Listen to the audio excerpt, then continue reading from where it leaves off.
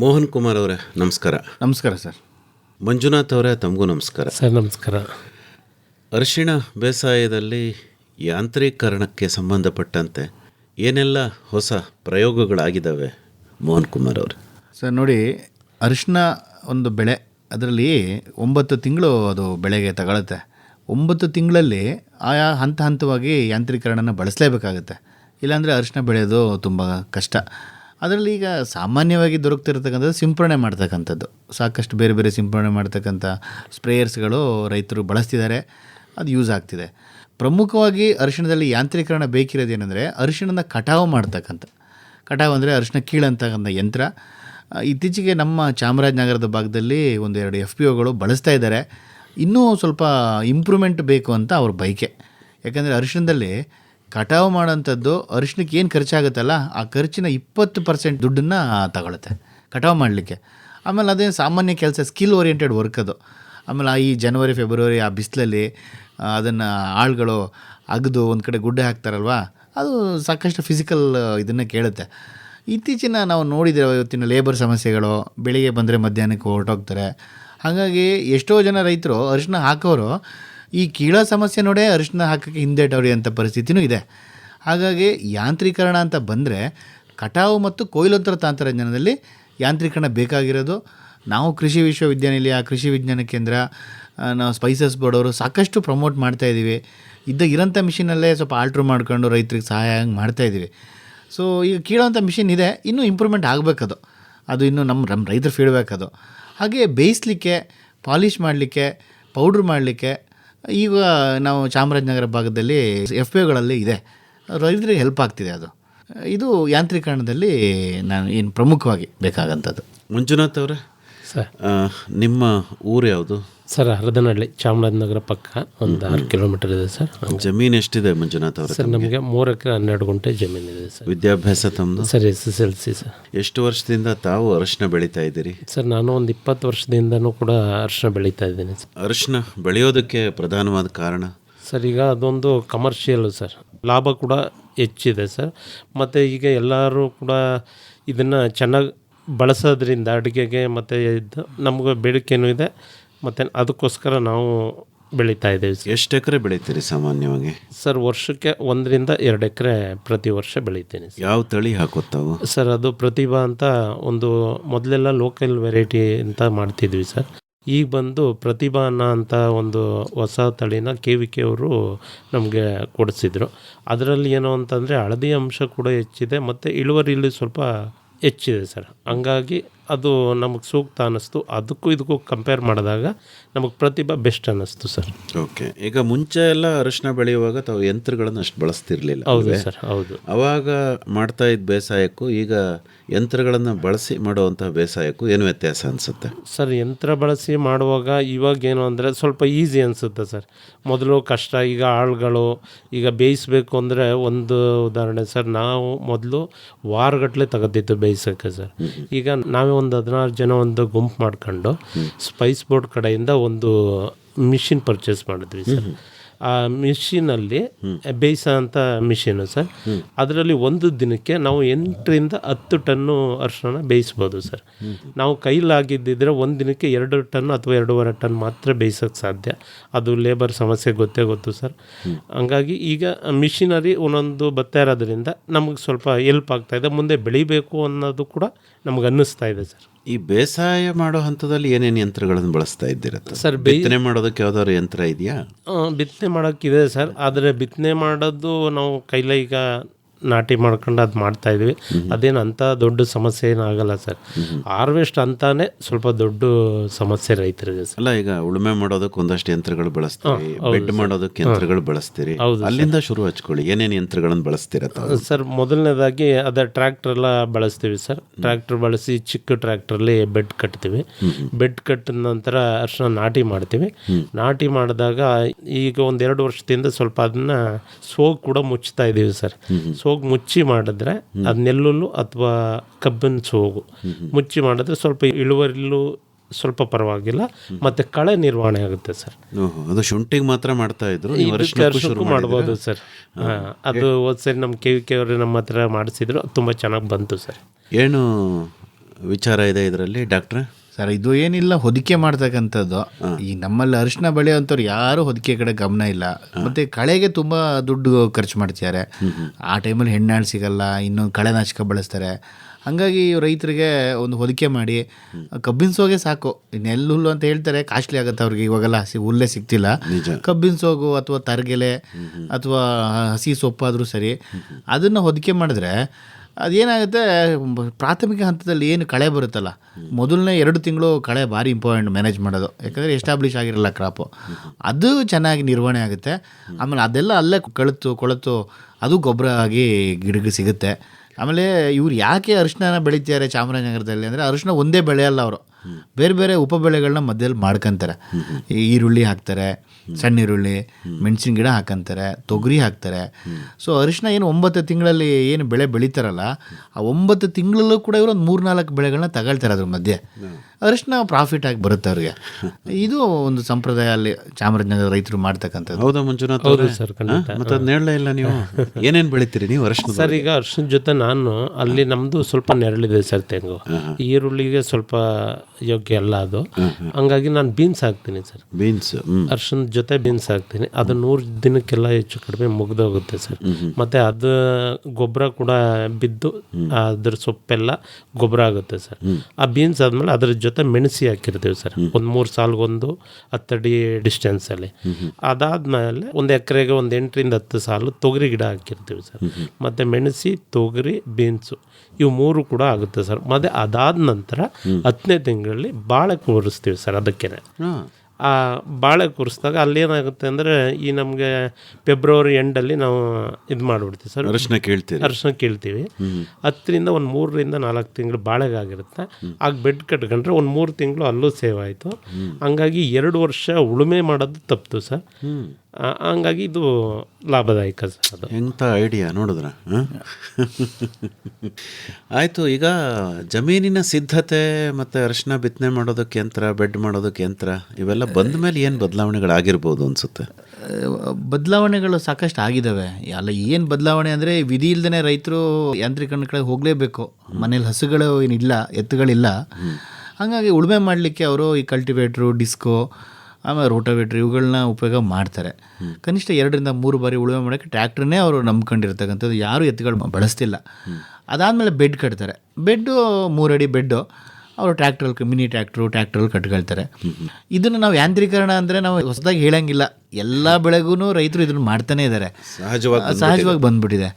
ಅದಾದಮೇಲೆ ನಾಟಿ ಮಾಡಲಿಕ್ಕೆ ಅಂತ ಹೈ ಎಂಡ್ ಇನ್ಸ್ಟ್ರೂಮೆಂಟ್ಸು, ಮೆಷಿನರೀಸ್ ಯಾವುದೂ ಇಲ್ಲ. ಏನೋ ಒಂದು ಡಿಬ್ಲರ್ ಅಂತ ಇದೆ, ಅದು ಬಳಕೆ ಕಡಿಮೆ. ಯಾಕಂದರೆ ಒಂದೊಂದೇ ಬೀಜ ಹಾಕೊಂಡು ಮಾಡಬೇಕಾಗತ್ತೆ. ಕೈಯಲ್ಲಿ ನಾಟಿ ಮಾಡೋದು ಬೆಸ್ಟು.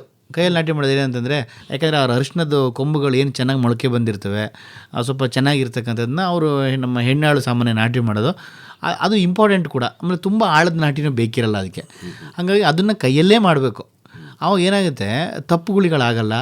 ಆಮೇಲೆ ಯಾವುದೋ ಈಗ ಮಿಷಿನರೀಸ್ ಹಾಕ್ಬಿಟ್ಟು ನಾವು ಡಿಬ್ಲಿಂಗ್ ಮಾಡ್ಕೊಂಡು ಹೋದರೆ ಕೆಲವು ಮೊಳಕೆ ಇಲ್ದಿರೋದು ಹಾಕಿ ತಪ್ಪುಗಳಿಗಳಾಗಂಥ ಚಾನ್ಸ್ ಇರುತ್ತೆ. ಇದು ಸಾಮಾನ್ಯ ಒಂದು ಪದ್ಧತಿ ಇದೆ. ಅದಾದ ಮೇಲೆ ಏನಿದೆ, ಮೆಷಿನರೀಸು ತುಂಬ ಕಡಿಮೆ ಬಳಕೆ ಇದೆ. ಈಗ ನಾವು ಮೊನ್ನೆ ಒಂದು ವಿಡಿಯೋ ನೋಡ್ತಿದ್ವಿ, ಅದರಲ್ಲಿ ಬೆಡ್ ಕಟ್ ಅಂತ ಮಿಷಿನು ಇನ್ನೂ ನಮ್ಮ ರೈತರ ಲೆವೆಲಲ್ಲಿ ಬಳಕೆಗೆ ಬಂದಿಲ್ಲ. ಅದು ಬೆಡ್ ಕಟ್ ಮಿಷಿನ್ ಇದೆ, ಚೆನ್ನಾಗಿ ವರ್ಕ್ ಆಗುತ್ತೆ. ಅಂದರೆ ಇನ್ನು ಮುಂದಿನ ದಿನಗಳಲ್ಲಿ ಈಗ ಲೇಬರ್ ಶಾರ್ಟೇಜ್ ಆದಾಗ ರೈತ ಕೂಡ ಆಲ್ಟರ್ನೇಟಿವ್ ಕಡೆ ನೋಡ್ತಾರೆ. ಅದು ಹೌದು. ಪ್ರಮುಖವಾಗಿ ಇಲ್ಲಿ ಬಳಸ್ತಕ್ಕಂಥದ್ದು ನಾನು ಅವಾಗಲೂ ಹೇಳಿದೆ, ಸ್ಪ್ರೇಯರ್ನ ಚೆನ್ನಾಗಿ ಬಳಸ್ತಾರೆ ರೈತರು. ಅದರಲ್ಲಿ ಬ್ಯಾಟ್ರಿ ಚಾಲಿತ ಸ್ಪ್ರೇಯರ್ ಇರ್ಬೋದು, ಅಥವಾ ಪೆಟ್ರೋಲ್ ಚಾಲಿತ ಸ್ಪ್ರೇಯರ್ ಇರ್ಬೋದು, ಅಥವಾ ಇನ್ನೊಂದಿದೆ, ಅದು ಪೆಟ್ರೋಲ್ ಚಾಲಿತ ಪವರ್ ಸ್ಪ್ರೇಯರ್ ಥರ. ಅದು ಎಫೆಕ್ಟಿವ್ ಆಗಿ 3 ಹಂತಗಳಲ್ಲಿ ಮಾಡ್ತಾರೆ. ಡ್ರೋನ್ ಬಳಕೆ ಇನ್ನೂ ಆರಂಭ ಆಗಿಲ್ವಾ? ಡ್ರೋನ್ ಬಳಕೆ ಇದು ಪ್ರಾಥಮಿಕ ಹಂತದಲ್ಲಿದೆ ಸರ್. ಅಂದರೆ ನಮ್ಮಲ್ಲಿ ಯಾವಾಗ ಡ್ರೋನ್ಗೆ ರೈತರು ಮುಖ ಮಾಡ್ತೀರಂದರೆ, ಈಗ 7 ತಿಂಗಳು 6 ತಿಂಗಳು ಆದಮೇಲೆ ಅರಿಶಿನ ಪೂರ್ತಿ ಎತ್ತರ ಬೆಳೆದ್ಬಿಡುತ್ತೆ. ಎಷ್ಟು ಎತ್ತರ ಅಂದರೆ 5 ಅಡಿ 6 ಅಡಿ ಗಂಟನೂ ಬೆಳೆದಿರತಕ್ಕಂಥ ಪ್ಲಾಟ್ಗಳು ನೋಡಿದ್ವಿ. ಅದ್ರೊಳಗೆ ಹೋಗೋಕ್ಕಾಗಲ್ಲ ನಮಗೆ. ಆವಾಗಲೂ ನಾವು ಕೆಲವು ಕೀಟನಾಶಕಗಳಿರ್ಬೋದು, ಕೆಲವು ಮೈಕ್ರೋನ್ಯೂಟ್ರಿಯೆಂಟ್ ಲಘು ಪೋಷಕಾಂಶಗಳನ್ನ ಮಿಶ್ರಣಕ್ಕೆ ನಾವು ಹೇಳಿದಾಗ ಅಂಥ ಹಂತದಲ್ಲಿ ಡ್ರೋನ್ ಬಳಕೆನ ನಾವು ಕಂಡಿದ್ದೀವಿ. ಸಾಮಾನ್ಯವಾಗಿ ರೈತರು ಏನು ಮಾಡ್ತಾರೆ, ಅದ್ರ ಒಳಗಡೆ ಹೋಗಿ ಸ್ಪ್ರೇ ಮಾಡೋದನ್ನೇ ಇಚ್ಛೆ ಪಡ್ತಾರೆ. ಆಮೇಲೆ ಡ್ರಿಪ್ಪು ನಾವು ಬಳಸ್ತೀವಿ. ನಮ್ಮಲ್ಲಿ ಅರಿಶಿನ ಬೆಳೀತಕ್ಕಂಥ 99% ರೈತರು ಡ್ರಿಪ್ ಹಾಕೋದ್ರಿಂದ ಅವ್ರು ಕೊಡ್ತಕ್ಕಂಥ ಎಲ್ಲ ನ್ಯೂಟ್ರಿಯೆಂಟ್ಸ್ಗಳಿರ್ಬೋದು ಎಲ್ಲವನ್ನು ಕೂಡ ಡ್ರಿಪ್ ಮೂಲಕ ಕೊಡ್ತಾರೆ.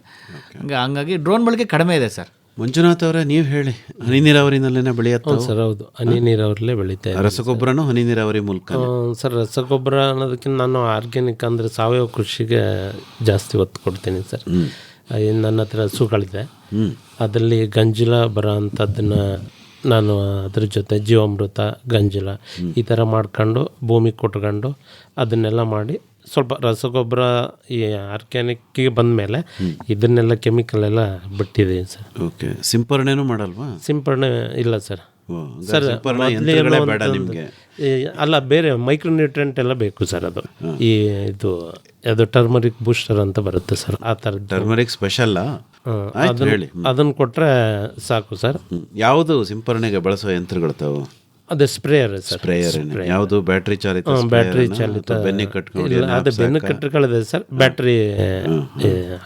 ನೀವು ಡ್ರೋನ್ ಏನು ಬಳಸಿಲ್ವಾ? ಇಲ್ಲ ಸರ್, ಡ್ರೋನ್ ಏನು ಬಳಸಿಲ್ಲ. ಒಂದ್ಸರಿ ತಂದಿದ್ವಿ ಸರ್, ತರಿಸಿದ್ವಿ. ನಮ್ಮ KVK ಅವರೇ ಎಲ್ಲರಿಗೂ ರೈತರಿಗೆಲ್ಲ ಇದು ಮಾಡಿಕೊಟ್ರು.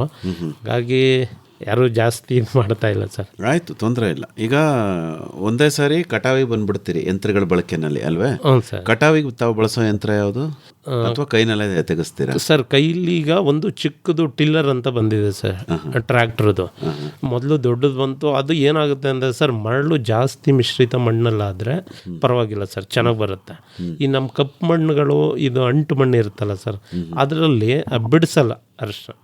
ಹಂಗಾಗಿ ಇನ್ನೂ ಕೀಳ ಅಂತ ಇದು 100% ಸಕ್ಸಸ್ ಆಗಿಲ್ಲ ಸರ್. ಓಕೆ, ಮತ್ತೀಗ ನೀವು ಕೈಯಲ್ಲೇ ಕೀಳಿಸೋದು? ಹೌದೇ? ಈಗ ಕಿತ್ತ ಮೇಲಿನ ಪ್ರೊಸೀಜರ್ ಏನಿದೆ, ಬೇಯಿಸೋದು. ಹೌದು ಸರ್. ಅದಕ್ಕೆ ತಾವು ಯಂತ್ರನ ಇಟ್ಕೊಂಡಿದ್ದೀವಿ? ಬೇಯಿಸೋದು ಮತ್ತು ಪಾಲಿಶ್ದು. ಓಕೆ, ಈಗ ಅದಕ್ಕೆ ಏನೋ ಒಂದು ಸಂಘ ಮಾಡ್ಕೊಂಡ್ರಿ ಅಂತ ಅಲ್ವಾ? ಅದನ್ನ ಸ್ವಲ್ಪ ಹೇಳಿ ವಿವರ. ಸರ್, ಅದು ಕಾಮಧೇನು ಅರಿಶಿನ ಬೆಳೆಗಾರರ ಸಂಘ ಅಂತ ನಾವೊಂದು 16 ಜನ ನಮ್ಮ ಗ್ರಾಮದ ಎಲ್ಲ ಜನಾಂಗದವರು ಸೇರಿ, ಯಾಕಂದ್ರೆ ಹಳ್ಳಿ ಅಂದಮೇಲೆ ಇರುತ್ತಲ್ಲ ಸರ್, ಎಲ್ಲ ಇಬ್ಬಿಬ್ರು ಅಂತ ಸೇರಿ ಒಂದು 16 ಜನ ಸಂಘ ಮಾಡಿದ್ವಿ ಸರ್. ಅದು ಏನು ಸಂಘ ಅಂದ್ರೇನು? ಕಾಮಧೇನು ಅರಿಶಿನ ಬೆಳೆಗಾರರ ಸಂಘ ಸರ್. ಸಂಘನೇ? ಯಾವ ಇದರಲ್ಲಿ ರಿಜಿಸ್ಟರ್ ಮಾಡ್ಕೊಂಡಿದ್ದು? ನಮ್ಮ ಕೋಆಪರೇಟಿವ್ ರಿಜಿಸ್ಟರ್ ಮಾಡಿದ್ವಿ. ಸಹಕಾರಿ ಸಂಘ. ಸರಿ. ಅದನ್ನು ನಮ್ಮ KVK ಅವರೇ ರಿಜಿಸ್ಟರ್ ಎಲ್ಲ ಮಾಡಿಸ್ಕೊಟ್ಟಿದ್ರು ಸರ್. ಅಲ್ಲಿ ಏನು ನಮ್ಮ ಉದ್ದೇಶ ಏನು ಅಂತಂದರೆ, ಈ ಅರಿಶಿನಕ್ಕೆ ಈಗ ಮೊದಲು ಏನು ಮಾಡಿದ್ವಿ, ಒಂದಷ್ಟು ಅಮೌಂಟ್ ಹಾಕ್ಬಿಟ್ಟು ನಾವೇ ಅಲ್ಲೇ ವ್ಯವಸಾಯಕ್ಕಾಗಂಥ ಖರ್ಚನ್ನು ಸಾಲ ತಗೊಂಡ್ವಿ ಸರ್. ಆಮೇಲೆ ನಮಗೆ ಇವರು ಕೂಡ 1 ಲಕ್ಷ ರೂಪಾಯಿ ರಿವಾಲ್ವಿಂಗ್ ಫಂಡು, ಸುತ್ತು ನಿಧಿ ಅಂತ ಕೊಟ್ಟರು ಸರ್.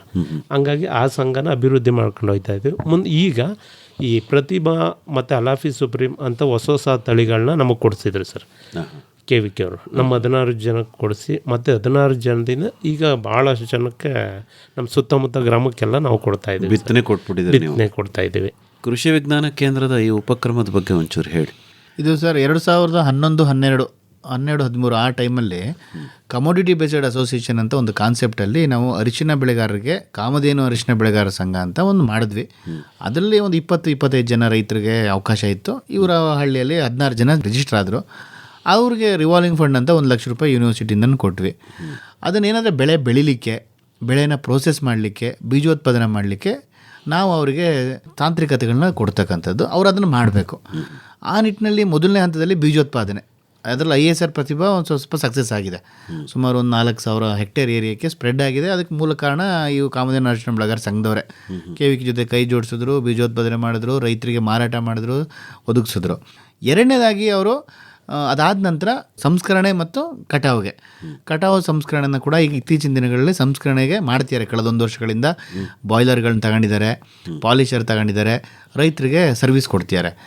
ಸೊ ಏನಕ್ಕೆ ಇದು ಅಂತಂತಂದರೆ, ಆಗ 2010-11ರಲ್ಲಿ ರೇಟು ತುಂಬ ಫ್ಲಕ್ಚುಯೇಷನ್ ಇರುತ್ತೆ ಅರಿಶಿಣದಲ್ಲಿ. ಈ ವರ್ಷ ಇದ್ದಂಗೆ ನೆಕ್ಸ್ಟ್ ಇಯರ್ ಇರಲ್ಲ. ಅಂಥ ಟೈಮಲ್ಲಿ ಕೆಲವು ಟೈಮು ನಾವು ಅದು ಅರಿಶಿಣದ ಏರಿಯಾ ನೋಡಿದ್ರೆ ಪ್ರತಿ ವರ್ಷವೂ ಚೇಂಜ್ ಆಗ್ತಾಯಿದೆ. ಒಂದು ವರ್ಷ 15,000 ಹೆಕ್ಟೇರ್ ಇದೆ, ಒಂದು ವರ್ಷ ಬರೀ 7,000 ಹೆಕ್ಟೇರ್ ಇದೆ. ಈಗ ಬೆಳೀತಕ್ಕಂಥ ರೈತರಿಗೆ ಸಾಮಾನ್ಯ ಪ್ರಾಬ್ಲಮ್ ಏನಾಗುತ್ತೆ, ಕೂಲಿ ಆಳುಗಳು ಸಿಗದೇ ಇರೋಂಥದ್ದು, ಒಳ್ಳೆ ಬಿತ್ತನೆ ಬೀಜ ಸಿಗ್ತಾ ಇರತಕ್ಕಂಥದ್ದು, ಟೈಮ್ಲಿ ಆಪ್ರೇಷನ್ ಆಗದೇ ಇರೋಂಥದ್ದು.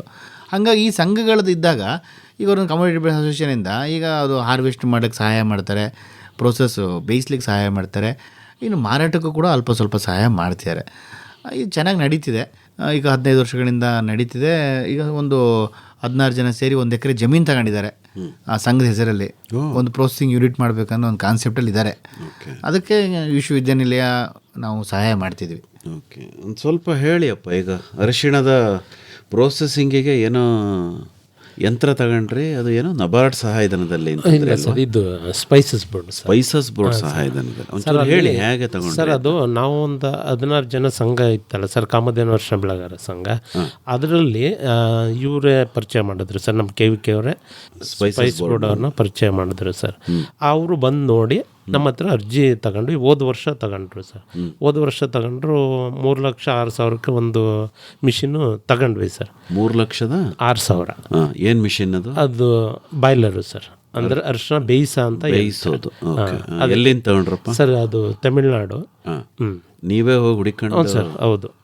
ಅಲ್ಲಿ ಕೆಲವೊಂದು ಕಂಪ್ನಿಗಳು ಅವರೇ ಸಜೆಷನ್ ಮಾಡ್ತಾರೆ ಸರ್. ಅಲ್ಲ, ಈಗ ನೀವು ಅರಿಶಿಣ ಬೇಯಿಸೋದು ಏನು ಬಾಯ್ಲರಲ್ಲಿ ಬೇರೆ ಕಡೆ ಎಲ್ಲ ಹೋಗಿ ನೋಡ್ಕೊಂಬಂದ್ರ? ಹೌದು. ಎಲ್ಲೆಲ್ಲಿ ಹೋಗಿದ್ರಿ ಸರ್? ಮೊದಲು ಇಲ್ಲಿ ತಮಿಳ್ನಾಡಿಂದ ಕೆಲವೊಂದು ಬಂದು ಇಲ್ಲಿ ಬೇಯಿಸ್ತಿದ್ರು ಸರ್. ಇದು ತಮಿಳ್ನಾಡಿಂದ ಬಂದು ಮಾಡ್ತಾರೆ, ನಾವೇ ಯಾಕೆ ಮಾಡಬಾರ್ದು? ನಮ್ಮ ರೈತರಿಗೆ ಮತ್ತು ನಮ್ಮ ರೈತರಿಗೆ ಎಲ್ಲರಿಗೂ ಅನುಕೂಲ ಆಗಲಿ ಅಂತ ನಾವು ಒಂದು ತಂದ್ವಿ ಸರ್.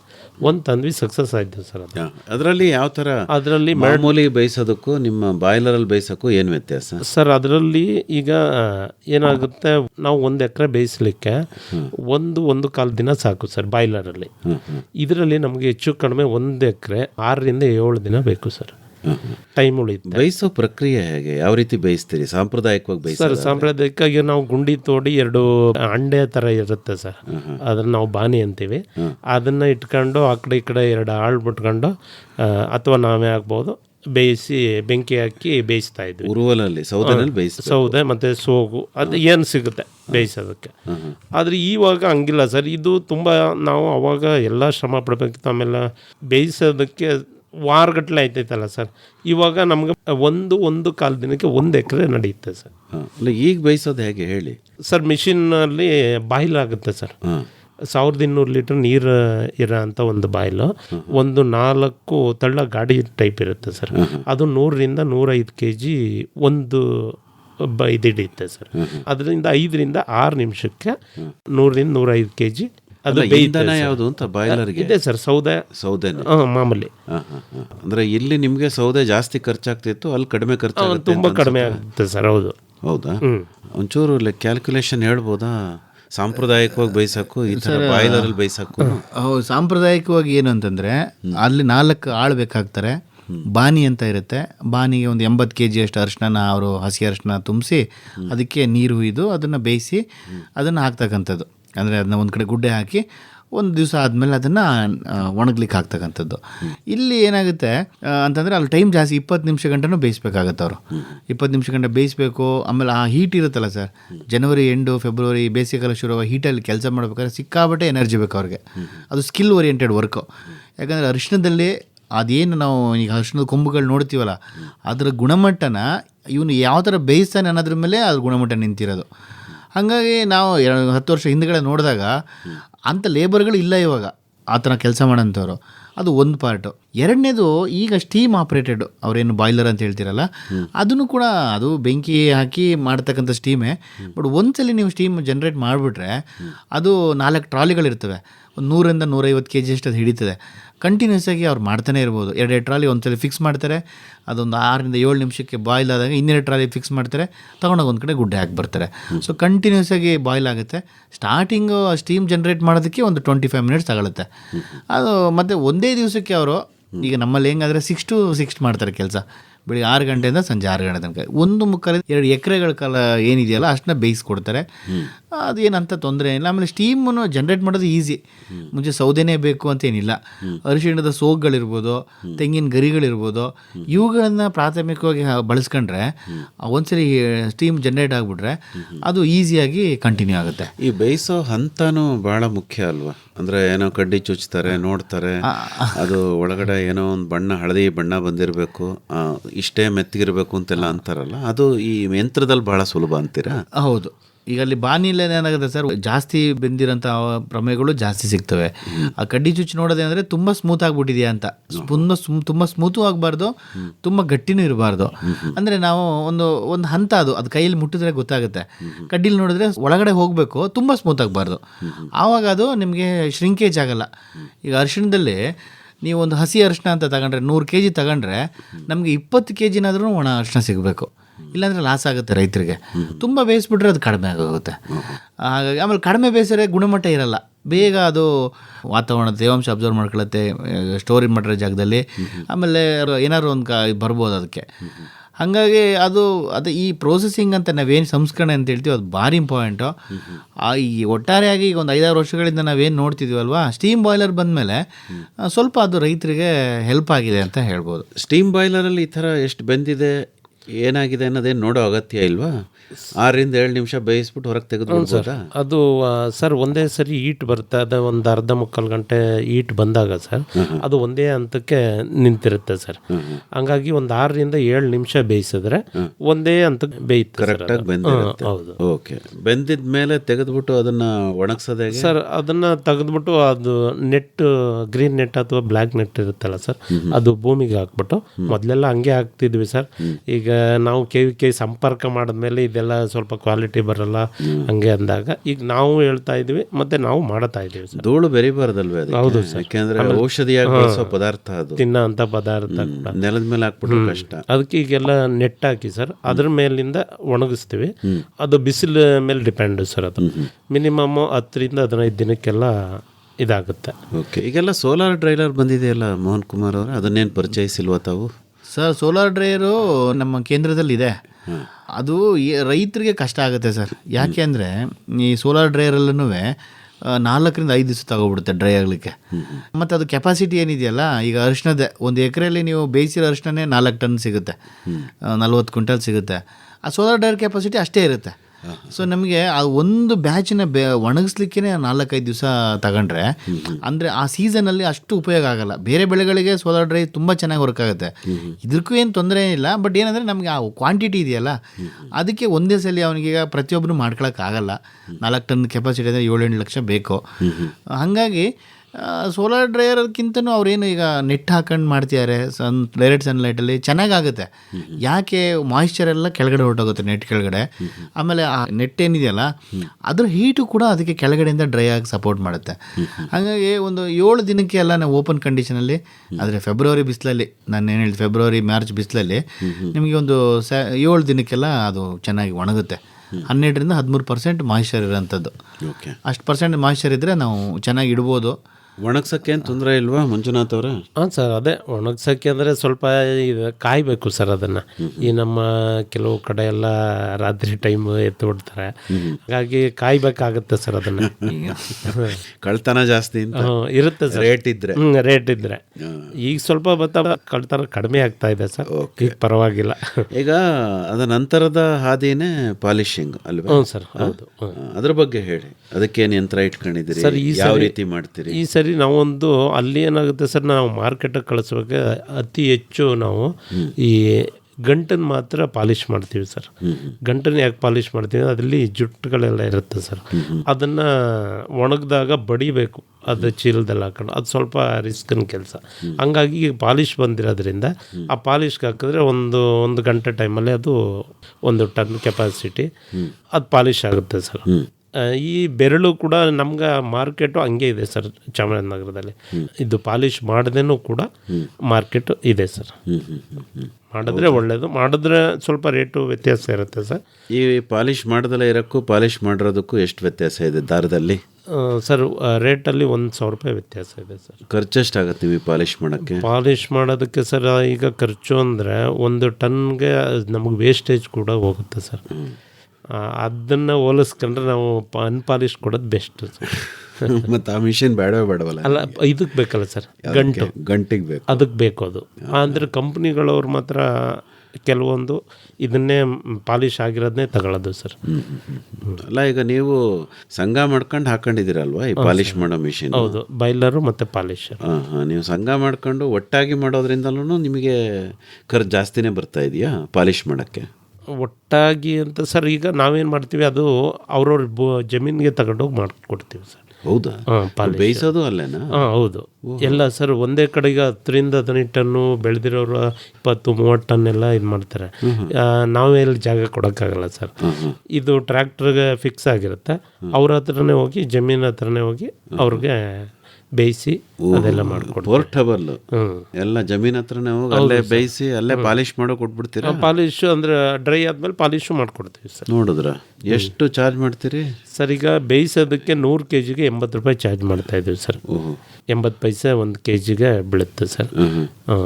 ಅಂದರೆ ಈ ಮಾಮೂಲಿ ಉರುವಲೆಲ್ಲ ಅವರೇ ಕೊಡ್ಬೇಕಾ? ಹ್ಞೂ ಸರ್, ಅದೇ ಸೌದೆ ಮತ್ತು ಸೋಗು ನಮಗೇನು ಸರ್ ಕಾಲು ಮಟ್ಟ ನಾವು ಏನು ಜಮೀನಿರೋ ಅಂಥವ್ರಿಗೆ ವೇಸ್ಟೇಜ್ ಏನಿರುತ್ತೆ ಸರ್ ಅದು ಕೊಟ್ಟರೆ ನಡೆಯುತ್ತೆ. ಸರಿ. ಈಗ ಇಡೀ ಜಿಲ್ಲೆಯಾದ್ಯಂತ ಸಂಚರಿಸ್ತೀರಾ ಅಥವಾ ಬರೀ ಹರದನಹಳ್ಳಿ ಸುತ್ತಮುತ್ತ? ಸರ್ ಇಲ್ಲ, ಈಗ ಹೋದ ಸರಿ ನಾವು ಒಂದು 50 ರಿಂದ 60 ಜನ ರೈತರಷ್ಟಕ್ಕೆ ಮಾಡಿದ್ವಿ ಸರ್. ಇದಿರೋದೇ 3 ತಿಂಗಳು ಸೀಸನು ಸರ್. ಹಂಗಾಗಿ ಒಂದು 50 ರಿಂದ 60 ಜನಕ್ಕೆ ಮಾಡಿದ್ವಿ. ಈಗ ಮತ್ತೆ ಇನ್ನೊಂದು ಮಿಷಿನ್ ತಂದ್ವಿ. ಪರವಾಗಿಲ್ವೇ? ಈಗ 2 ಮಿಷಿನ್ ಆಯಿತು ಸರ್. ಈ ಸರಿ 100-150 ಜನ. ಬೆಳೆಯೋದು ಬಿಟ್ಬಿಟ್ಟು ಬರೀ ಬಯಸ್ಕೊಂಡೇ ಇಲ್ಲ ಸರ್, ಅದಕ್ಕೂ ಇದಕ್ಕೂ ಸಂಬಂಧ ಇಲ್ಲ ಸರ್. ಯಾಕಂದ್ರೆ ನಾವು ಬೆಳೀಲೇಬೇಕು, ನಾವು ರೈತರು. ಅದರಿಂದ ನಾವು ಬೆಳೆದ್ರೆ ಅಲ್ವಾ ಸರ್ ಲಾಭ. ಅಲ್ರಪ್ಪ, ಈ ತರಹದ ನೀವು ಪ್ರೋಸೆಸ್ ಏನು ಮಾಡ್ತಿದ್ದೀರಲ್ಲ ಇದರಿಂದಲೂ ಆದಾಯ ಇರಬೇಕಲ್ಲ? ಖಂಡಿತ ಸರ್. ಅದೇನೋ ಹೇಳ್ತಾ ಇದ್ರಿ ಲೆಕ್ಕಾಚಾರ, ಕೆಜಿಗೆ 80 ಪೈಸಾ. ಹ್ಞೂ ಸರ್. ಯಾವುದಕ್ಕೆ? ಬೇಯಿಸೋದಕ್ಕೆ. ಆಮೇಲೆ ಇದು ಪಾಲಿಶಿಗೆ ಬಂದು 1 ರೂಪಾಯಿ ಬೀಳುತ್ತೆ ಸರ್. ಏನು? 1 kg 1 ರೂಪಾಯಿ. ಬೇಯಿಸಿದ್ದು 80, ಪಾಲಿಶ್ 1. ಆಮೇಲೆ ಅದೇ ಪಾಲಿಶ್ ಮಾಡೋದು ಇನ್ನೇನು ಸರ್, ನೇರ ಮಾರ್ಕೆಟ್. 1 ರೂಪಾಯಿ 80 ಪೈಸಾ ಖರ್ಚು ರೈತನಿಗೆ. ಹೌದು ಸರ್. ಅಲ್ವೇ? ನಿಮಗೆ ಎಷ್ಟು ಆದಾಯ ಅದರಲ್ಲಿ? ಸರ್ ಈಗ ನಾವು 80 ಪೈಸೆನಲ್ಲಿ 40 ಪೈಸೆ ಲೇಬರ್ ಕೊಡ್ತೀವಿ ಸರ್. 40 ಪೈಸೆ ನಮ್ಗೆ ಕಂಪ್ನಿಗಳು ಇತ್ತೆ ಸರ್. ಪಾಲಿಶಲ್ಲಿ ಆದರೂ ಕೂಡ ಅರ್ಧ 50% ಸರ್. 90 ಪೈಸಾ ಆದಾಯ ನಿಮಗೆ ಕೆಜಿಗೆ? ಹೌದು ಸರ್. ಅಲ್ವೇ? ಪರವಾಗಿಲ್ಲ. 1 ಟನ್ ಒಂದು ಎಷ್ಟಾಯಿತು? 900 ರೂಪಾಯಿ. 900 ರೂಪಾಯಿ ಬಂತು. ಮತ್ತೆ ಹೇಳಿ ಮೋಹನ್ ಕುಮಾರ್ ಅವರೇ, ಇನ್ನೂ ಏನಾದರೂ ಯಂತ್ರಗಳು ಬಂದಿದ್ದಾವೆಯೇ ಇದರ ನಂತರದ್ದು ಪುಡಿ ಮಾಡೋಕ್ಕೆ? ಮತ್ತೆ ಇದೆ ಸರ್. ಇಲ್ಲಿ ಮೇಯ್ನ್ ಆಗಿ ನಾವು ಒಂದು ವಿಚಾರನ ಇಲ್ಲಿ ಸ್ಪಷ್ಟಪಡಿಸ್ಬೇಕು. ಈ ಮೆಕಾನೈಸೇಷನ್ ಅಂತ ಏನು ಯಂತ್ರೋಪಕರಣಗಳ ಬಳಕೆ ಇದೆಯಲ್ಲ, ಅದು ಹೇಗೆ ರೈತರಿಗೆ ಹೆಲ್ಪ್ ಆಗ್ತಿದೆ ಅಂದರೆ ಮಿಡ್ಲ್ ಮ್ಯಾನ್ ಅವಾಯ್ಡ್ ಮಾಡೋಕ್ಕೆ ಹೆಲ್ಪ್ ಆಗ್ತಿದೆ. ಹೇಗೆ ಈಗ ನಾವು ಕಳೆದ ಒಂದು ದಶಕದಲ್ಲಿ ನೋಡಿದಾಗ ನಮ್ಮ ರೈತರು ಏನು ಮಾಡೋರು, ಆ ಕೀಳೋರು ಅದನ್ನು ಬೇಯಿಸೋರು ಅದನ್ನು ಒಂದು ಇಟ್ಕೊಳ್ಳೋಂಥ ಒಂದು ಇದೇ ವ್ಯವಧಾನ ಇರ್ತಿರಲಿಲ್ಲ. ಯಾಕಪ್ಪ ಇದೆ ನಮ್ಮಲ್ಲಿ ಇಟ್ಕೊಳ್ಳೋದೇನಕ್ಕೆ, ಇನ್ನು ಅದನ್ನು ಪಾಲಿಷ್ ಮಾಡಿಸ್ಬೇಕು, ಪೌಡ್ರ್ ಮಾಡಿಸ್ಬೇಕು, ಇಟ್ಕೋಬೇಕು, ಇನ್ನೇನಾದರೂ ಒಂದು ಹುಳ ಗಿಳ ಬಂದ್ಬಿಡ್ತು ಅಂದ್ಬಿಟ್ಟು ಮಿಡ್ಲ್ ಮ್ಯಾನ್ ಮೂಲಕ ಮಾರಾಟ ಮಾಡಿಬಿಡೋರು. ಈಗಲೂ ಆ ಪ್ರತೀತಿ ಅಲ್ಲಲ್ಲಿ ಇದೆ. ಇವಾಗ ಮೆಷಿನರೀಸ್ ಬಂದಮೇಲೆ ಕೀಳಕ್ಕೆ ಬಂದಮೇಲೆ ಈಗ ಹೆಂಗೋ ಕೀಳೋದು ಈಸಿ ಆಯ್ತು ಅವ್ರಿಗೆ. ಆಮೇಲೆ ಮನೆ ಹತ್ರನೇ ಹೋಗಿ ಇವರು ಬಾಯ್ಲ್ ಮಾಡಿಕೊಡ್ತಾರೆ. ಬಾಯ್ಲ್ ಮಾಡಿ ಅಲ್ಲೇ ಅವರೇ ಒಣಗಿಸ್ಕೊಳ್ಳೋಕ್ಕೆ ಅವಕಾಶ ಮಾಡಿಕೊಡ್ತಾರೆ. ಒಣಗಿಸಿದ್ಮೇಲೆ ಮನೆ ಹತ್ರನೇ ಹೋಗಿ ಪಾಲಿಷ್ ಮಾಡೋದ್ರಿಂದ ನಾನು 4 ರಿಂದ 5 ಕಂಪ್ನಿಗಳನ್ನ ಹೆಸರಿಸ್ತೀನಿ. ಕಳೆದ 10 ವರ್ಷಗಳಲ್ಲಿ ಚಾಮರಾಜನಗರದಲ್ಲಿ ಅರಿಶಿಣಕ್ಕೋಸ್ಕರ ಆಪ್ರೇಟ್ ಮಾಡ್ತಿರೋಂಥವ್ರು. ಅವರು ಏನಾಗುತ್ತೆ, ಈ ಮಧ್ಯವರ್ತಿಗಳ ಹಾವಳಿನ ಅವರು ಅವಾಯ್ಡ್ ಮಾಡ್ಯಾರೆ. ಅವರು ಒಂಥರ ಮಧ್ಯವರ್ತಿಗಳ ಥರ ಆ್ಯಕ್ಟ್ ಮಾಡ್ತಿದ್ದಾರೆ. ಬಟ್ ಏನಾಗುತ್ತೆ, 10% ಕಡಿಮೆ ಮಾಡೋಂಥದ್ದು, ಚೀಲದ ಮೇಲೆ ತೂಕ ಕಡಿಮೆ ಮಾಡೋಂಥದ್ದು ಅವೆಲ್ಲ ಅವಾಯ್ಡ್ ಆಗಿದ್ದಾವೆ. ಆಮೇಲೆ ಕರ್ಕುಮಿನ ಬೇಸಿಸ್ ಮೇಲೆ 1% ಕರ್ಕುಮಿನ್ ಜಾಸ್ತಿ ಇದ್ದರೆ ಅವರು 1,000 ರೂಪಾಯಿ ಜಾಸ್ತಿ ಕೊಡ್ತಾರೆ ಕೊಡ್ಬೇಕಲ್ಲ ಕ್ವಿಂಟಲ್ಗೆ. ಆ್ಯಕ್ಚುಲಿ ಜಾಸ್ತಿ ಇನ್ನೂ ಜಾಸ್ತಿ ಕೊಡ್ಬೇಕು ಸರ್. ಬಟ್ ಅಟ್ಲೀಸ್ಟ್ ಆ ಪ್ರೋಸೆಸ್ ಶುರುವಾಗಿದೆ. ಸೊ ರೈತನಿಗೆ ಏನಾಗಿದೆ, ಒಳ್ಳೆ ತಳಿ ಬಳಸ್ಕೊಂಡು ಕ್ಲೀನಾಗಿ ನನ್ನ ಪ್ರೋಸೆಸ್ ಮಾಡಿದ್ರೆ ನನಗೆ ಜಾಸ್ತಿ ಧಾರಣೆ ಸಿಗುತ್ತೆ ಅನ್ನೋದು ಅರಿವಿಗೆ ಬರ್ತಾ ಇದೆ. ಅದು ಮೇಯ್ನಾಗಿ ಆಗಬೇಕಾಗಿರೋದು. ಎರಡನೇದು, ಬರೀ ಅರಿವಿಗೆ ಒಂದೇ ಅಲ್ಲ, ಆ ಫೆಸಿಲಿಟಿ ಸಿಗ್ತಿದೆಯಲ್ಲ, ಅವ್ರಿಗೆ ಇಲ್ಲಪ್ಪ ನಾನು ರೇಟ್ ಕಡಿಮೆ ಇದ್ದರೆ ಕೊಡದೇನೂ ಹೋಗ್ಬೋದು, ಒಂದು 6 ತಿಂಗಳು ಕಾಯ್ಬೋದು. ಅರಿಶಿನ ಏನು ಒಂದೇ ದಿವಸಕ್ಕೆ ಇದಾಗಲ್ಲ, ಹಾಳಾಗಂಥದ್ದಲ್ಲ. ಇದು ಮೇಯ್ನಾಗಿ ಏನು ಈ ಯಾಂತ್ರೀಕರಣದಿಂದ ಆ ಬೆಳೆಯಲ್ಲಿ ಆಗ್ತಕ್ಕಂಥ ಬದಲಾವಣೆ ಇದು. ಮಿಡ್ಲ್ ಮ್ಯಾನ್ ಇಂಡೈರೆಕ್ಟಾಗಿ ಅವಾಯ್ಡ್ ಮಾಡೋದಕ್ಕೆ ಆಗಿದೆ. ಕೆಲವರು ಏನಂದರೆ ಈಗ ಅರಿಶಿನ ಪೌಡ್ರ್ ಮಾಡ್ಕೊಂಡು ಅದನ್ನು ಪಾಲಿಷ್ ಮಾಡ್ಕೊಂಡು ಅದನ್ನು ಮಾರಾಟನೂ ಕೂಡ ಮಾಡ್ತಿದ್ದಾರೆ. ಮಂಜುನಾಥ್ ಅವರೇ, ಈಗ ಒಟ್ಟು ನೀವು ಬಂಡವಾಳ ಹಾಕಿದಿರಲ್ರಪ್ಪ, ಈಗ 3,06,000 ಬೇಯಿಸೋದಕ್ಕೆ, ಪಾಲಿಷ್ ಮಾಡೋದಕ್ಕೆ ಎಷ್ಟು? 1,80,000 ಸರ್. 1,80,000. 3 1 4,4,86,000. ಆಮೇಲೆ ಇನ್ನೇನಾದ್ರು ಖರ್ಚಿತ್ತೆ? ಅದೇ ಟ್ರಾನ್ಸ್ಪೋರ್ಟಿಂಗು ಸರ್. ನಮ್ಗೆ ಅಲ್ಲಿಂದ ನಿಜಾಮಾಬಾದಿಂದ ತರಿಸ್ಬೇಕಾದ್ರೆ ಒಂದು 22-23 ಸಾವಿರ ರೂಪಾಯಿ ಖರ್ಚಾಯ್ತು. ಹಂಗಲ್ಲ, ನಿಮ್ಮ ಟ್ರ್ಯಾಕ್ಟ್ರು ಯಾರು ನೀವು ಇನ್ವೆಸ್ಟ್ ಮಾಡಿದ್ದೀರಾ ಅಥವಾ ನೀವು ಎಲ್ಲರೂ ಸೇರ್ಕೊಂಡೆ ಟ್ರ್ಯಾಕ್ಟರ್? ಇಲ್ಲ ಸರ್, ಟ್ರ್ಯಾಕ್ಟ್ರು ನಾವು ಬಾಡಿಗೆಗೆ ತಗೋತೀವಿ ಸರ್. ಬಾಡಿಗೆಗೆ? ಇಲ್ಲ ಅಂದರೆ ಕೆಲವೊಂದು ರೈತರು ನಾವು ಒಂದು ಇದು ಮಾಡಿದ್ದೀವಿ ಸರ್, ಅವರು ಒಂದು ಸೈಡು ಅವರೇ ತಗೊಂಡು ಹೋಗ್ಬಿಡ್ತಾರೆ ಸರ್. ಹೌದಾ? ಒಂದು ಜಮೀನಿಂದ ಒಂದು ಜಮೀನಿಗೆ. ಇಲ್ಲ ಅಂದರೆ ನಮಗೆ ಗೊತ್ತಿರೋರ ಕಡೆ ನಾವು ತಗೊಂಡು ಬಿಡಿಸ್ತೀವಿ. ಅಂದರೆ ನಿಮಗೆ ಒಂದು 5 ಲಕ್ಷ ರೂಪಾಯಿ ಬಂಡವಾಳ ಹಾಕಿದ್ದೀರಾ ನೀವು, ಒಂದು 6 ಲಕ್ಷ ಅಂತ ಅನ್ಕೊಳ್ಳಿ. 3, 6, 7, 8 ಲಕ್ಷ 8 ಲಕ್ಷ ಬಂಡವಾಳ ಹಾಕಿದ್ದೀರಾ. ಅದು ಸಬ್ಸಿಡಿ ಕೂಡ ಕೊಟ್ಟಿದ್ದಾರೆ ಸರ್. ಅದೇ ಇರಲಿ. ಅಂದರೆ ಇಷ್ಟು ಬಂಡವಾಳ ಹಾಕಿದರೆ ಏನು ಒಂದು 3 ತಿಂಗಳು ಸೀಸನ್ನಲ್ಲಿ ಅಂದಾಜು ಎಷ್ಟು ಕ್ವಿಂಟಾಲ್ ಬೇಯಿಸ್ಬೋದು ಅಂತ ಅನ್ಸುತ್ತೆ. ಅಂದರೆ ಒಂದು ದಿನಕ್ಕೆ ಎಷ್ಟು, 1 ಟನ್ನ, ಒಂದು ಸರ್ ಇಲ್ಲ, ನಾವು ಒಂದು ದಿನಕ್ಕೆ 8 ಟನ್ ಅವರೇಜ್ 8 ಟನ್ ಬೇಯಿಸ್ಬೋದು. ಪರವಾಗಿಲ್ಲ. 8 ಅಂದರೂ ಅಲ್ಲಿಗೆ ಒಂದು ತಿಂಗಳಿಗೆ ಸರ್, ಅಲ್ಲಿಗೆ 24 8 3 24 ಲೆಕ್ಕ ಹಾಕೋಣ ಬಿಡಿ. ಈಗ ಒಟ್ಟಾರೆ ಆ ತರಹ ಒಂದು ವ್ಯವಸ್ಥೆನ ಮಾಡ್ಕೊಳ್ಳೋದಕ್ಕೆ ನಿಮಗೆ ಸಹಾಯಧನನೂ ಸಿಕ್ಕಿದೆ. ಹೌದು ಸರ್. ಮತ್ತು ಈಗ ನಿಮಗೆ ನೀವು ಅರ್ಶಿನೂ ಬೆಳ್ಕೊಂಡು ಬೇಯಿಸ್ಕೊಂಡು ಮಾಡೋದಕ್ಕೇನು ಹೊರೆ ಅಂತ ಏನು ಅನ್ಸಲ್ವ ಕೆಲಸ? ಸರ್ ಮೊದಲು ಹೊರೆ ಅನ್ನಿಸ್ತಿತ್ತು ಸರ್, ಯಾಕಂದರೆ ಬೇಯಿಸೋಕೆ ಆಳುಗಳು ಕರಿಬೇಕಿತ್ತು. ಅವರು ಸರ್ ಇರೋದು ಕೆಲವು ಜನ ಮಾತ್ರ ಇರ್ತಿದ್ರು ಸರ್ ಬೇಯಿಸೋದಕ್ಕೆ. ಅವ್ರು ಬೇಯಿಸಿದ್ರೆ ಮಾತ್ರ ಚೆನ್ನಾಗಿ ಆಯ್ತದೆ ಅಂತ ಅದ ನೋಡಿ ಬೇಯಿಸ್ಬೇಕಿತ್ತು.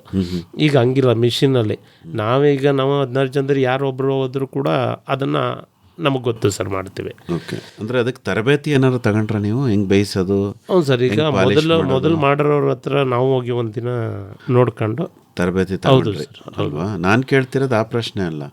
ಈಗ ನೀವು ಬೇಯಿಸೋಕ್ಕೆ ಬೇರೆ ಜಮೀನಿಗೆ ಹೋಗ್ತಿರಲ್ಲ, ಅವಾಗ ನೀವೇನು ಇಷ್ಟು ಜನ ನಿಮ್ಮಲ್ಲಿ ಯಾರು ಒಬ್ರು ಹೋಗ್ತಿರೋ ಅಥವಾ ಅದಕ್ಕೆ ಅಂತ ಒಂದು ವ್ಯವಸ್ಥೆ ಮಾಡಿ ಕೆಲಸಗಾರನ ಬಿಟ್ಟು? ಹೌದೌದು, ಈಗ ನಮ್ಮ ಸಂಘದಲ್ಲೇ ಒಬ್ಬರನ್ನ ವಹಿಸಿದ್ದೀವಿ ಸರ್. ಒಬ್ರಿಗೆ ವಹಿಸಿದ್ದೀವಿ ಸರ್. ಅವ್ರಿಗೆ ಒಂದು ಇದಕ್ಕೆ 6 ರೂಪಾಯಿ ಅಂತ ನಾವು ಕೊಡ್ತೀವಿ ಸರ್. ನಮಗೇನು 40 ರೂಪಾಯಿ ಬರುತ್ತಲ್ಲ ಸರ್, ಅವ್ರಿಗೆ 6 ರೂಪಾಯಿ ಚಾರ್ಜು. ಅವರು ಅದನ್ನೆಲ್ಲ ಮ್ಯಾನೇಜ್ ಮಾಡಬೇಕು ಸರ್. ಪರವಾಗಿಲ್ಲ ಕಣ್ರಿ. ಆ ಥರ ನೋಡಿ, MBA ಓದ್ದಲೇ ವ್ಯವಸ್ಥಿತವಾಗಿ ನಿರ್ವಹಣೆ ಮಾಡ್ತಾ ಇದ್ದೀರಿ. ಈಗ ಒಂದು ಪ್ರಯೋಗ ಮಾಡಿ 2ನೇದು ಅಂತ ತಂದ್ಬಿಟ್ಟಿದ್ರಿ ಬೇಯಿಸೋದು. ಇನ್ನೊಂದು ವರ್ಷಕ್ಕೆ ಇನ್ನೂ ಒಂದು ತಗೊಂಬತ್ತೀರಾ? ಹೌದು ಸರ್, ಇನ್ನೊಂದು 2 ಸರ್. ಇನ್ನೊಂದು ನಮಗೆ ಈ ಕೀಳೋದೊಂದು ಕರೆಕ್ಟಾಗಿ ಬೇಕು ಸರ್. ಅದೊಂದು ಆಗ್ಬಿಟ್ರೆ ಅರ್ಶಿನ ಬೆಳೆಯೋರಿಗೆ ಸರ್ ತುಂಬ ಈಸಿ ಆಗುತ್ತೆ. ಕೀಳಕ್ಕೇನಾದ್ರು ಹೊಸ ಸಂಶೋಧನೆಗಳು ನಡೀತಾ ಇದೆಯೇ ಮೋಹನ್ ಕುಮಾರ್ ಅವರೇ? ಸರ್ ನಡೀತಿದೆ ಇಂಪ್ರೂವ್ಮೆಂಟು. ಈಗ ರೈತರು ಏನು ಕೇಳ್ತಾರೆ ಆ ಮಟ್ಟದಲ್ಲಿ ಇನ್ನೊಂದು 2 ವರ್ಷ ಬೇಕಾಗ್ಬೋದು. ಸದ್ಯದ ಮಟ್ಟಿಗೆ ಇದೆ, ಸಣ್ಣ ಮಟ್ಟದಲ್ಲಿ ಇದೆ ಸರ್. ಬಟ್ ನಮ್ಮ ರೈತರದ್ದು ಏನಾಗಿದೆ, ಈ ಲೇಬರ್ ಮೇಲೆ ಡಿಪೆಂಡೆನ್ಸಿ ಅವಾಯ್ಡ್ ಆಗಬೇಕು ಅಂತ ಈಗ ನಾವು ಒಂದು ಕೆಲವು ಯೂಟ್ಯೂಬಲ್ಲಿ ವೀಡಿಯೋಸ್ ನೋಡ್ತೀವಿ. ಈಗ ಅದು ಹಾರ್ವೆಸ್ಟು ಹಾಗೆ ಅಲ್ಲೇ ಕ್ಲೀನಾಗಿ ಹೊರಗಡೆ ಬರೋವಂಥದ್ದು ಆ ಥರದ್ದು ಕೇಳ್ತಿದ್ದಾರೆ. ಅದು ಕಾಸ್ಟ್ಲಿ ಆಗುತ್ತೆ. ಈಗ ಭತ್ತದಲ್ಲಿ ಬಂದಿದೆ. ಈಗ ಭತ್ತದಲ್ಲೇ ಮಿಷಿನ್ ತೊಗೊಂಡೋದ್ರೆ ಭತ್ತನ ತಂದು ಚೀಲಕ್ಕೆ ತುಂಬಿಸ್ಕೊಡ್ತಾನೆ. ಅರಿಶಿಣದಲ್ಲಿ ಏನಂದರೆ ಭೂಮಿ ಅಡಿ ಒಳಗಡೆ ಬೆಳೀತಕ್ಕಂಥದ್ದು ಅದು. ಈಗ ಅದನ್ನು ಕಿತ್ತು ಅದನ್ನು ಮಣ್ಣನ್ನು ಇನ್ನೂ ನಾವು ಅಂದರೆ ಒಂದು ಜರ್ಮನ್ ಕಂಪ್ನಿ ಜೊತೆ ಮಾತಾಡಿದ್ವಿ. ಅವರೊಂದು ಸಣ್ಣ ಟ್ರಯಲ್ ತಗೊಂಡಿದ್ದಾರೆ ಗುಂಡ್ಲುಪೇಟೆ ಭಾಗದಲ್ಲಿ. ರೈತ ಸಂಘದವರೆಲ್ಲ ಸೇರ್ಕೊಂಡಿದ್ರು ಅದಕ್ಕೆ. ಅವರು ಅಂದರೆ ಇಲ್ಲಿ ಅರಿಶಿಣದ್ದು ಏನಾಗುತ್ತೆ, ಭೂಮಿ ಒಳಗಡೆ ಬೆಳೆಯೋದಲ್ವಾ, ಅಷ್ಟು ಆ್ಯಕ್ಯುರೇಸಿ ಇನ್ನೂ ಸಿಗ್ತಿಲ್ಲ. ಬಟ್ ಈಗಿರೋ ಮಿಷಿನ್ನ ಅಲ್ಪ ಸ್ವಲ್ಪ ಬದಲಾವಣೆ ಮಾಡ್ಕೊಂಡ್ರೆ ರೈತರು ಒಂದು ಒಳ್ಳೆ ಇದಾಗುತ್ತೆ. ಈಗ ಮೆಕನೈಸೇಷನ್ ಅಂದರೆ ಯಾಂತ್ರೀಕರಣ ಮಾಡಿದ್ದೀರಿ, ಪ್ರೊಸೆಸಿಂಗ್ ಎಲ್ಲ ಮಾಡ್ತಾ ಇದ್ದೀರಿ. ಈಗ ನಿಮಗೇನು ಅನಿಸುತ್ತೆ, ಅರಿಶಿಣ ಬೇಸಾಯ ಇದೆಲ್ಲ ಉಪಕ್ರಮಗಳು ಇದನ್ನೆಲ್ಲ ಮಾಡಿರೋದ್ರಿಂದ ರೈತನಿಗೆ ಆದಾಯ ಬರ್ತಾ ಇದೆ, ಆಮೇಲೆ ಅವನಲ್ಲಿ ಅರಿಶಿನ ಹಿಡಿದಿಟ್ಕೊಳ್ಳುವಂಥ ಸಾಮರ್ಥ್ಯ ಜಾಸ್ತಿ ಆಗ್ತಿದೆ ಅಂತೆಲ್ಲ ಏನಾದ್ರು ಅನಿಸ್ತಾ ಇದೆಯಾ ತಮಗೆ? ಸರ್ ಖಂಡಿತ ಇದೆ ಸರ್. ಯಾಕಂದರೆ ಮೊದಲು ಅದೇ ಹೇಳಿದ್ನಲ್ಲ ಸರ್, ಮೊದಲು ಕಷ್ಟ ಅನ್ನಿಸ್ತಿತ್ತು. ಆಮೇಲೆ ಇನ್ನೊಂದು ಏನಪ್ಪ ಅಂದರೆ ಇದು ಮಳೆಗಾಲದಲ್ಲಿ ಬೆಳೆಯೋಂಥ ಫಸಲು ಸರ್. ಈಗ ಏನು ಏಪ್ರಿಲ್ ಮೇನಲ್ಲಿ ಶುರು ಆಗುತ್ತೆ ಸರ್ ಬಿತ್ತನೆ. ಡಿಸೆಂಬರ್ ಶುರು ಮಾಡ್ತಾರೆ ಗುಂಡ್ಲುಪೇಟೆ. ಇದು ಜನವರಿ ಫೆಬ್ರವರಿ ಹಾರ್ವೆಸ್ಟ್ ಆಗುತ್ತೆ ಸರ್. ಈ ನೀರು ಕೂಡ ಕಡಿಮೆ ಆಗುತ್ತೆ ಸರ್ ಅದಕ್ಕೆ. ಈ ಬೇರೆ ಫಸಲು ಥರ ಇದು ಮಳೆಗಾಲದಲ್ಲಿ ಒಂದು ಅರ್ಧ ಬೆಳೆದು ಬಿಡುತ್ತೆ ಅಲ್ವೇ? ಅಂದರೆ ಇದನ್ನು ಮಾಡ್ಬೋದು ಸರ್. ಅರ್ಶಿನ ಇನ್ನೂ ಇದನ್ನೆಲ್ಲ ಈ ನಾವು ಯಂತ್ರೋಪಕರಣ ಬಳಸೋದ್ರಿಂದ ನಮ್ಗೆ ಲಾಭದಾಯಕನೂ ಹೌದು, ಮತ್ತು ಮಾಡಬೇಕು ಅನ್ನೋ ಮುಂದೆನೂ ಇದೆ ಸರ್. ಮೋಹನ್ ಕುಮಾರ್ ಒಂದು ಮಾತು ಹೇಳಿದ್ರು, ಅಂದರೆ ಮಿಡಲ್ ಮೆನ್ಗಳು ಅವಾಯ್ಡ್ ಆಗಿದ್ದಾರೆ ಅಂತ. ಅಂದರೆ ನೀವೇ ಬೇಯಿಸ್ತೀರಿ, ನೀವೇ ಪಾಲಿಷ್ ಮಾಡ್ತೀರಿ, ಮತ್ತು ನೀವೇ ಚೀಲದಲ್ಲಿ ತುಂಬಿಬಿಟ್ಟು ಒಂದು ವೇಳೆ ಒಳ್ಳೆ ಧಾರಣೆ ಬರಲಿಲ್ಲ ಅಂದರೆ ಇಟ್ಕೊಂಡು ಕೂಡ ಇರ್ಬೋದು. ಅಂದರೆ ಆ ಪ್ರಯತ್ನನೂ ಮುಂದಿನ ದಿನದಲ್ಲಿ ಏನಾದ್ರು ಮಾಡ್ತೀರಾ? ಮಾರಾಟದ ವ್ಯವಸ್ಥೆನೂ ನೀವೇ ಅರಿಶಿನ ತಗೊಂಡು ಮಾರುಕಟ್ಟೆಗೆ ಮಾರಾಟ ಮಾಡುವಂಥ ಆಲೋಚನೆ ಏನಾದ್ರು ಇದೆಯಾ ತಮ್ಮಲ್ಲಿ? ಇತ್ತು ಸರ್, ಖಂಡಿತ ಇತ್ತು. ಏನು ಅಂದರೆ ಈಗಿಲ್ವೇ ಸರ್? ಈಗಲೂ ಇದೆ. ಏನಂದರೆ 1 ಎಕರೆ ನಾವು ಜಮೀನು ತಗೊಂಡು ಉದ್ದೇಶನೇ ಅದು ಸರ್. 1 ಎಕರೆ ಜಮೀನು ತಗೊಂಡಿದ್ದೀರಾ? ಹ್ಞೂ ಸರ್, ನಮ್ಮ ಸಂಘದಿಂದ 1 ಎಕರೆ ಜಮೀನು ತಗೊಂಡ್ವಿ. ಅಲ್ಲಿ ಒಂದು ಪ್ರೊಸೆಸಿಂಗ್ ಯೂನಿಟ್ ಮಾಡಿ ನಾವೇನು ಈ CFTR ಅಲ್ಲಿ ಒಂದು ಟೆಕ್ನಾಲಜಿ ತಗೊಂಡ್ವಿ ಸರ್. ಹಸಿ ಅರಿಶಿನ ಪೌಡ್ರ್ ಮಾಡಿ ಪ್ಯಾಕ್ ಮಾಡಿ ಕಾಮಧೇನು ಅಂತ ಬ್ರ್ಯಾಂಡ್ ಮಾಡಿ ಮಾಡಬೇಕು ಅಂತ. Very good. ಹಂಗಾಗಿ ನಮಗೆ ಜಮೀನಿದೆ, ರಿಲೇಷನ್ ಮಾಡಿಸ್ಕೊಟ್ರು, ಎಲ್ಲ ಆಗಿದೆ ಸರ್. ಅಲ್ಲೇನು ನಮಗೆ ಹಣದ ವ್ಯವಸ್ಥೆ ಆಗಲಿಲ್ಲ ಸರ್. ನೀವೇ ಹಾಕಬೇಕಿತ್ತೆಲ್ಲ. ಅದು ಸ್ವಲ್ಪ ದೊಡ್ಡ ಅಮೌಂಟು ಸರ್. ಅದಕ್ಕೆ ಈಗ ಏನು ಮಾಡಿದ್ದೀವಿ, ಒಂದು ಚಿಕ್ಕದಾಗಿ ಶುರು ಮಾಡೋಣ ಅಂತ ಒಂದು ಕಾನ್ವೆಂಟ್ ಇತ್ತು ಸರ್. ಅದನ್ನು ಈ ಮುಂದಿನ ತಿಂಗಳು ಅದರಲ್ಲಿ ಓಪನ್ ಮಾಡ್ಕೊಂಡು ಚಿಕ್ಕದಿಂದ ಶುರು ಮಾಡೋಣ ಅಂತ ಮಾಡ್ತಾಯಿದ್ದೀವಿ. ಸಣ್ಣದ್ರಿಂದ ದೊಡ್ಡದಾಗ ಬೆಳಿಬೇಕು ಅನ್ನೋ ಆಸೆ. ಪರವಾಗಿಲ್ಲ. ಈ ಆಲೋಚನೆಗಳೆಲ್ಲ ಹೆಂಗೆ ಬರುತ್ತೆ ಮಂಜುನಾಥ್ ಅವರೇ ತಮಗೆ? ಸರ್, ಇಲ್ಲಿ ನಮ್ಮ ಕೆ ಸಂಪರ್ಕ ಮತ್ತು ನಾವೆಲ್ಲ ಕೂತ್ಕೊಂಡು ಯೋಚನೆ ಮಾಡಿದೆ ಏನಾದರೂ ನಾವು ಮಾಡ್ಬೋದಾ. ನಿಜ ಸರ್, ಅವರು ನಮಗೇನು ಮಾಡಿದ್ರು ಅನ್ನೋದಕ್ಕೆ ನಾವು ಏನಾದರೂ ಮಾಡ್ಬೋದಾ. ನಿಜ. ಈ ಅರ್ಶಿನ ಬೆಳೆಯೋದಕ್ಕೆ ಇನ್ನೇನು ಈಸಿ ಅನಿಸುತ್ತೆ. ಅದನ್ನು ನನಗಂತೂ ಅರ್ಶದ ಬಗ್ಗೆ ಸ್ವಲ್ಪ ಜಾಸ್ತಿ ಒತ್ತು ಕೊಟ್ಟು ಮಾಡ್ತೀನಿ. ಏನು ಕಲ್ತಿದ್ದೀರಾ ಅದನ್ನು ಬೇರೆಯವ್ರಿಗೆ ಕಲಿಸ್ತಾನೂ ಇದ್ದೀರಾ? ಹೌದು ಸರ್, ಖಂಡಿತ. ಬಂದರೆ ಹೇಳ್ಕೊಡ್ತೀರಾ? ನಮ್ಮ ಸುತ್ತಮುತ್ತ ಎಲ್ಲ ಈಗ ಫೇಮಸ್ ಆಗ್ಬಿಟ್ಟಿದ್ದೀರಾ. ಆಗಲೇ ಅಂತಿಮವಾಗಿ ಏನಾದ್ರು ಹೇಳೋಕ್ಕಿದೆಯಾ ಮೋಹನ್ ಕುಮಾರ್ ಅವ್ರಿಗೆ? ಇಲ್ಲಿ ಏನು ಅಂತಂದರೆ, ಈಗ ಒಂದು ಅರಿಶಿಣದಲ್ಲಿ ಯಾಂತ್ರೀಕರಣ ಏನು ನಮ್ಮ ಬಳಕೆ ಬಂದಿದೆ. ಸೊ ಮುಂದಿನ ದಿನಗಳಲ್ಲಿ ಇನ್ನೂ ಅಡ್ವಾನ್ಸ್ಮೆಂಟ್ ಬಗ್ಗೆನೇ ನಾವು ಯೋಚನೆ ಮಾಡ್ತೀವಿ. ವಿಶ್ವವಿದ್ಯಾನಿಲಯ ಅದಕ್ಕೋಸ್ಕರನೇ ಕಾರ್ಯನಿರ್ವಹಿಸ್ತಿದೆ. ಆಮೇಲೆ ನಾನು ಇಲ್ಲಿ ಈ ಸಂದರ್ಭದಲ್ಲಿ ನೆನೆಸ್ಕೊಳ್ತಕ್ಕಂಥದ್ದೇನು, ಸ್ಪೈಸಸ್ ಬೋರ್ಡು ಮಡಿಕೇರಿ, ಇವರು ನಮ್ಮ FPOಗಳಿಗೆ ಕಳೆದ ವರ್ಷ ಈ ವರ್ಷ ಒಂದು ಸಹಾಯಧನದ ಮೂಲಕ ಸಾಕಷ್ಟು ಯಾಂತ್ರೀಕರಣಗಳನ್ನ ಒದಗಿಸಿದ್ದಾರೆ, ನೆರವು ನೀಡಿದ್ದಾರೆ. ಅಂಥದ್ದು ಬಂದಾಗ ರೈತನಿಗೆ ಏನಾಗುತ್ತೆ, ಒಂದು ಸಹಾಯ ಆಗುತ್ತೆ, ಅವ್ರಿಗೊಂದು ಆತ್ಮವಿಶ್ವಾಸ ಜಾಸ್ತಿ ಆಗುತ್ತೆ. ಅಂಥದ್ದನ್ನು ಇನ್ನೂ ಮುಂದುವರಿಸಲಿ. ಬೇರೆ ಬೇರೆ ಕಡೆ ರೈತರಿಗೂ ಕೂಡ ನಮಗೇನು FPO ಕಾನ್ಸೆಪ್ಟಲ್ಲಿ ಕೆಲಸ ಮಾಡ್ತೀವಿ. ಇಂಡಿವಿಜುವಲ್ ಫಾರ್ಮರ್ಸಿಗೆ ಕೊಡಿಸಿದ್ರೆ ಅಷ್ಟಾಗಿ ಉಪಯೋಗ ಆಗಲ್ವೇನೋ, FPO ಕೊಡಿಸಿದ್ರೆ ಒಂದು 700-800 ಜನ ಬೆಳೀತಿರ್ತಾರೆ, ಅವ್ರಿಗೆ ಹೆಲ್ಪ್ ಆಗುತ್ತೆ. ಇನ್ನು ಮುಂದಿನ ದಿನಗಳಲ್ಲಿ ಪೌಡ್ರ್ ಮಾಡಿ ಚಾಮರಾಜನಗರದ ಅರಿಶಿನ ಒಂದು ಬ್ರ್ಯಾಂಡ್ ಆಗುವಂಥ ನಿಟ್ಟಿನಲ್ಲಿ ನಾವೆಲ್ಲರೂ ಕೆಲಸ ಮಾಡೋಣ ಅನ್ನೋದನ್ನ ನಾನು ಈ ಸಂದರ್ಭದಲ್ಲಿ ಹೇಳಕ್ಕೆ ಇಷ್ಟಪಡ್ತೀನಿ.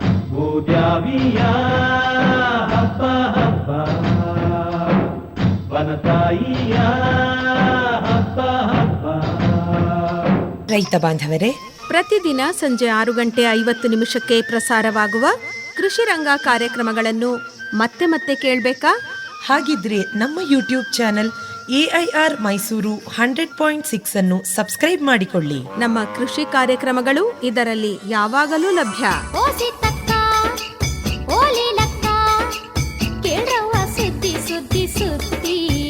ಕೇಳಿ, ಆನಂದಿಸಿ ಮೈಸೂರು ಆಕಾಶವಾಣಿಯ ಕೃಷಿ ರಂಗ ಕಾರ್ಯಕ್ರಮಗಳನ್ನು.